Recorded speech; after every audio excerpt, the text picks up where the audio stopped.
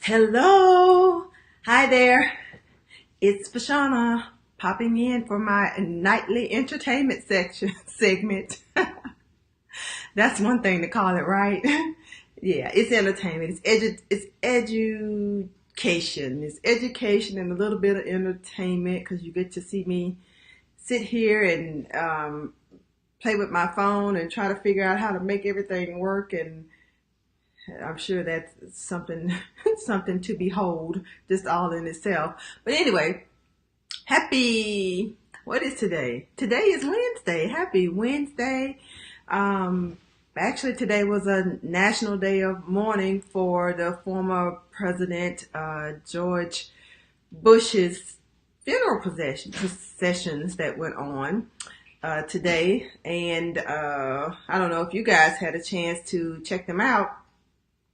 I saw a little bit, actually, I saw snippets of, different little parts on Facebook, which were very interesting. It was really touching to see the son, former President George Bush, eulogize or give the final eulogy for his father. So anyway, it was a very nice ceremony as far as I saw. And anyway, our condolences go out to the family. So, how's everybody doing? How was your Wednesday? Now that I have the day of the week correct, I am gonna pop on, and I'm looking at this phone because I'm still trying to get it to work, and it just does not like me for some reason. But anyway, I'm not going to worry with that any longer. I'm here today because I want to talk to you. Yesterday I was talking about, leaning into your career, and should you lean in or should you pull back, and just pros and cons of both of those things. And so I thought today that it would be nice if I was to come on and talk to you about, creating more balance in your personal life and your work so that you can have it all. Because I told you about the quote from Oprah Winfrey that says you can have it all, just not at one time. So we're going to figure out how you can create more balance in your life, in your career, so that you can get to enjoy more of your life. So that's what I'm talking about. If you are here and you're ready to hear about some tips that you can utilize to help you to create more balance, type balance in the comments. And let's see who's on. Say hello when you jump on. Let me know who's on so I can say hello back. And I'm going to go ahead and get started. Of course, I am Vashana Weatherspoon, career strategist and excellence accelerator, helping women who feel frustrated in their careers to emerge from stuck and surge to their next level of success, whatever that might look like.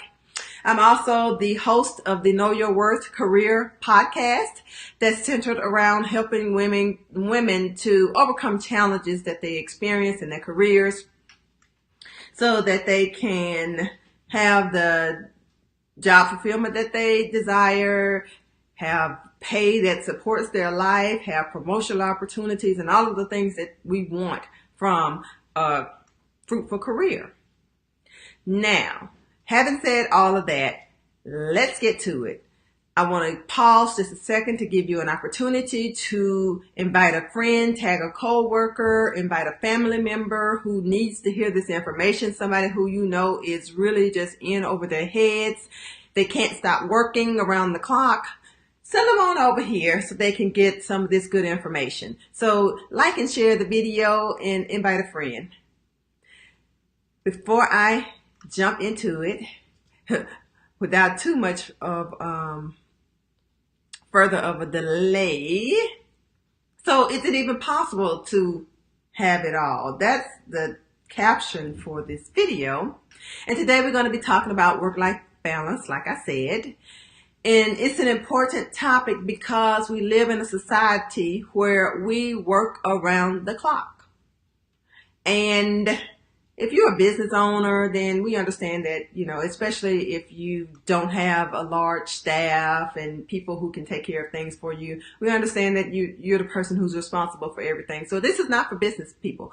This is for people who are employed for a company or an organization. You're an employee, but yet you still find yourself working your fingers to the bone, so to speak. I'm talking to you right now. So, and with the advent of remote work locations and smart technology that companies hand out readily to everybody who comes on board. So if you get one of those nice little devices, just know it's so that you can stay connected. And more than likely, it can be around the clock and nobody's going to say anything about it. Nobody's going to have a problem with it.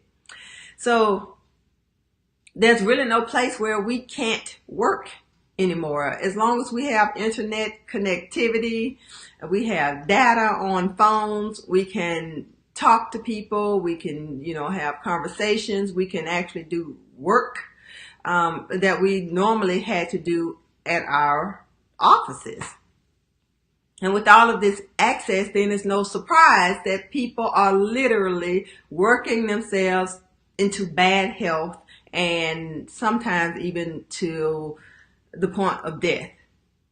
And I think about all the time, just people that I've known who worked at my place of employment, that they work and then they retire and 6 months later they're dead.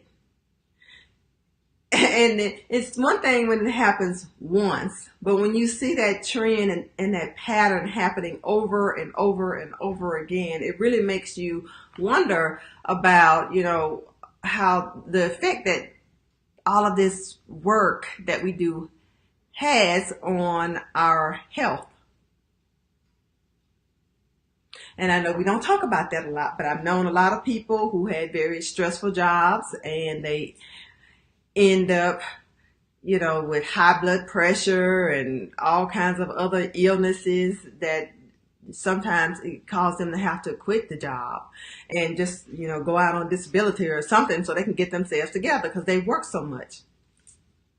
And we all, this whole idea about workaholism has been around for a long time.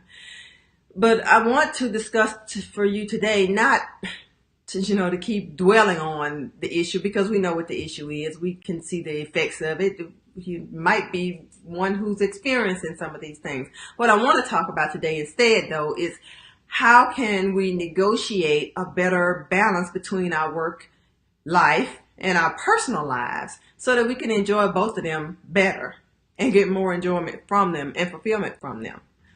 So if you are ready to hear some solutions that you can apply, type solutions in the comment box so I can know that you're ready. I have 7 tips for you, and they're not necessarily anything that's rocket science or anything, but if you're in this work mode, it's probably stuff that you're not thinking about. And I'm going to bring them up so that you can become aware of them again and try to utilize some of them so that you can help to create some balance in your work and your personal life.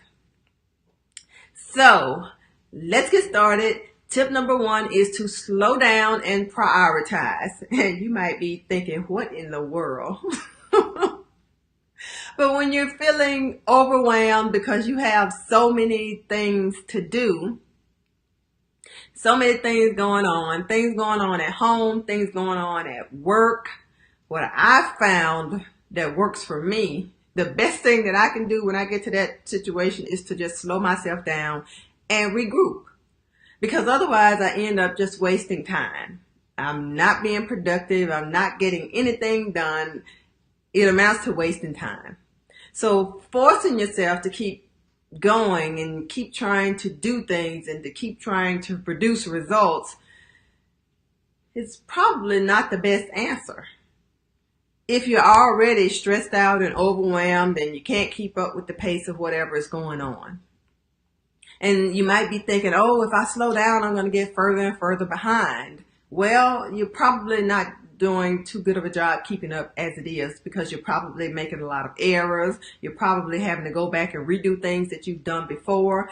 And so slowing down gives you the opportunity to take a breather, put a little bit of space between you and all the things that are going on, so that you can go back and regroup, prioritize, so you can focus on the things that matter most and start from there. You get a fresh place to start, and it'll give you a new breath of air so that you can figure out, how to get everything done one thing at a time. Because that's, a lot of us like to try to multitask, and I've been guilty of it before, where I would try to do 3 different things at one time. And what I've learned is that does not work. If I'm not putting all of my effort and attention on one thing at a time, I'm doing 3 things poorly. And that's just the bottom line. And I think that's true for all of us, whether we really recognize that or not. The second thing is to tackle the tedious things first. Oh gosh. Some people like really detailed things, and they can really just get lost in them. I don't. And this is something that I have to work on. So when I have tasks that I need to do, and if it's something that I don't really enjoy, my tendency is to want to put it off and to do the things that I like to do first. And then, you kind of dredge through the other stuff that you have to get done. But actually getting the things done first that you don't like when you're fresh and you're energized will help you to get through them quicker. And then it'll free you up so you can do more of the things that you actually enjoy. And plus you'll feel super accomplished when you're finished, because, you got that thing out of the way and you don't have to think about it anymore. Another tip number 3, is to utilize your resources. And when I'm talking about resources, I'm not necessarily just talking about, tools and papers and pencils and that kind of thing. I'm talking about people also. And that could be people that you have at home, people, co-workers, colleagues at work, that can take some of these things that are impossible for you to be able to do alone, and bring in an extra set of hands to take some of the responsibilities off of your plate. And when you delegate these tasks to others who can help you, then you get the relief that you need, and they'll get to feel a sense of accomplishment because they are contributing and helping out. And try this at home with your kids. When you have all this stuff that needs to be done, delegate some of those responsibilities to them and let them help you to get some things done. And my daughter's looking over my computer at me, and I'm talking to you. Anyway, another tip is to stop creating extra work. Now, our human brain, it's just a natural tendency for us to keep thinking and thinking and thinking of things, which a lot of the times it's a lot of extra stuff for us to do. Now, when you're combining that, when your plate is already full and your brain keeps working and thinking of more and more things that you need to do or can do or ought to do or should do, then that's not really helping the problem much, is it? So instead of taking on every little thing that your brain can think of, or anything or idea that people present to you, I implore you to just remember the old KISS method. And this was something that I heard initially back in elementary school.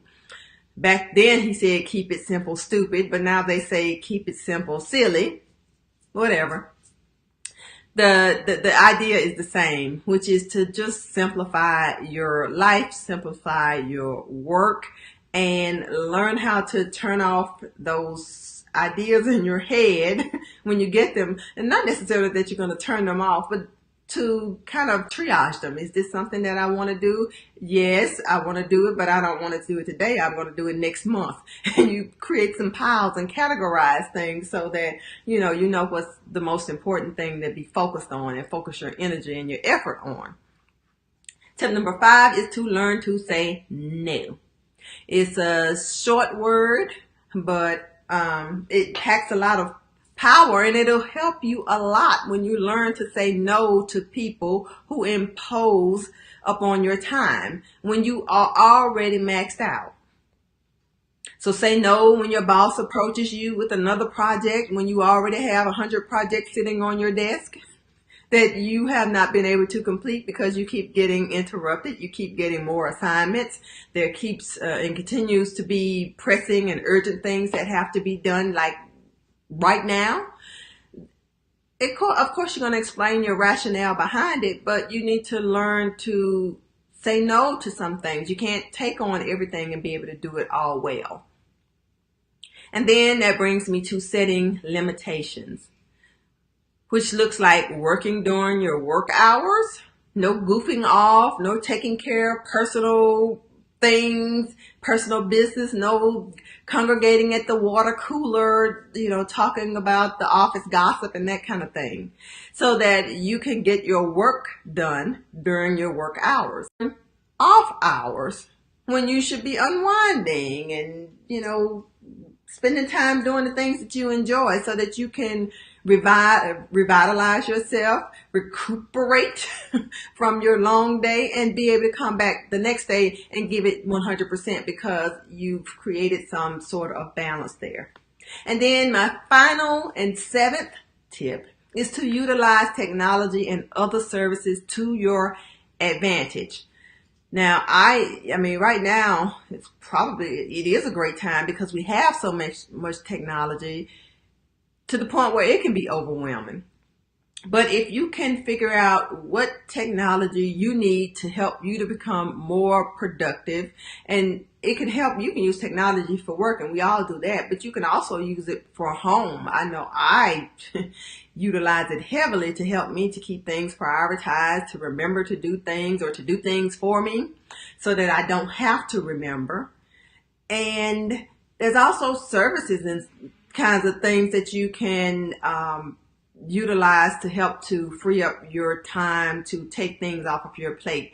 Meal prep services are a great idea for busy people who don't have time to be in the kitchen cooking 5-course meals every day. Cleaning services, having somebody to come and, do things around your home so that when you're at work, you can focus on work. All of those things, I've tried all of them at different points in time, and I'm sure there's more that I'm going to try that I haven't tried yet, but they help to free up your time. They help to make your life work better. That's why they're there. Look around and take advantage of those that might make sense for you and for your life and for your family. So just, a little bit of investment can go a long way in helping you to create more balance so that you're more productive when you're actually at work, and then you can create that balance so you can have more time to spend doing the things that you enjoy doing when you're not at work. And of course, there are many, many, many other ideas on top of the ones that I brought up today, but these are just a few that can get you started. Now, if you're in a job where you're feeling overwhelmed and you are, in over your head, so to speak, and you're really just fed up, you're tired, you're ready for something different, you're ready for something new, you're ready for that next level, then I have an offer for you. I want to offer you, it's absolutely free, my free 3-part e-course series entitled Career on Fire, 3 Steps to Your Next Level. And it is designed, it's 3 sections, as I said. They're about 20 minutes each. It's guided information to walk you through specific things that you can do to help you to figure out what that next level looks like for you. If you are interested, take advantage of this opportunity by going over to my website at www.vashanaweatherspoon.com and put in your information and get your free copy. It's Career on Fire, 3 Steps to Your Next Level. And it'll help you to get your career on track. Well, that's all that I have for you tonight. I hope that you have enjoyed this content. I hope that you have heard some tips that you can put in place to help you to create some balance between your work and your personal life so that you can enjoy them both more. And I'm going to wish you a good night and invite you one last time to like and share this video so that people who need to hear this information, who are drowning in all the things that they need to do and don't know how to, get everything under control, so that they can hear these tips, find some things that can work for them so that they can create more balance and help to preserve their health and their life and create more happiness and fulfillment in them. So have a good night. I will see you tomorrow. Take care.